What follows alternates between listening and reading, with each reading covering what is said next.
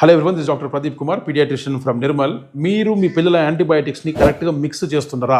మీరు మిక్సింగ్ కరెక్ట్గా లేకపోతే వాడికి డోస్ కరెక్ట్గా పోదు, డోస్ కరెక్ట్గా పోకపోతే వాడికి తగ్గదు. ఓకే, మీరు క్లినిక్లో చూపించినప్పుడు మీ డాక్టర్ మీకు ఒక డోస్ రాస్తాడు, 3 ml 4 ml 2 times a day అని. ఆ 4 mlలో వాడి బాడీ వెయిట్కి సంబంధించిన డోస్ అనేది ఉంటుంది. ఓకే, సో అది కరెక్ట్గా పోవాలి అంటే ఈ ఫోటోలో యాంటీబయాటిక్ ప్లస్ దాని వాటర్ ఇలా ఉంటుంది. ఓకే, ఆ వాటర్ కంపెనీ చాలా ఇస్తుంది, బట్ మీరు అవన్నీ పోయకూడదు.